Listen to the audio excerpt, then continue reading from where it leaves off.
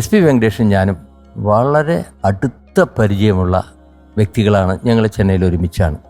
ഞങ്ങളൊക്കെ ഏതാണ്ട് ഒരേ പ്രായക്കാരാണെങ്കിലും എന്നേക്കാളൊക്കെ വളരെ മുമ്പ് ചെറുപ്പത്തിലെ അദ്ദേഹം മ്യൂസിക് ഫീൽഡിലേക്ക് വന്നിട്ടുണ്ട്. അന്ന് പുള്ളി ഒരു ട്രൗസർ ഇട്ടിട്ട് ആണ് ഒരു ഗിറ്റാറും പിടിച്ചിട്ട് റെക്കോർഡിങ്ങിന് വരാറെന്ന് പറയാറുണ്ട്. വളരെ ചെറുപ്പത്തിൽ സ്കൂൾ കുട്ടിയായിരിക്കുമ്പോൾ നന്നായിട്ട് ഗിറ്റാർ വായിക്കും. പിന്നെ അദ്ദേഹത്തിൻ്റെ മാസ്റ്റർ പീസ് മാൻഡിലിനാണ്. മാൻഡിലിൻ അയാൾ വായിച്ചു കഴിഞ്ഞ് കഴിഞ്ഞാൽ ഇന്ത്യയിലെ നമ്പർ 1 മാൻഡിലിൻ പ്ലെയറാണ് SP വെങ്കടേഷ്. പക്ഷേ അദ്ദേഹം പിന്നെ അതിൽ കോൺസെൻട്രേറ്റ് ചെയ്തില്ല. അതിനുള്ളിൽ അദ്ദേഹം ചെറുപ്പത്തിലെ മ്യൂസിക് ഡയറക്ടർ അല്ല, അസിസ്റ്റൻറ്റ് മ്യൂസിക് ഡയറക്ടർ. അപ്പം അതുകൊണ്ട് അദ്ദേഹത്തിന് ഈ സിനിമാ മ്യൂസിക്കുമായിട്ട് ഭയങ്കര നോളജാണ്, എക്സ്പീരിയൻസ് നോളജ്.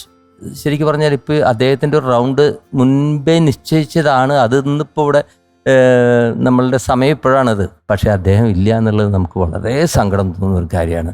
അദ്ദേഹത്തിൻ്റെ ആത്മശാന്തിക്ക് എല്ലാ പ്രാർത്ഥനകളും.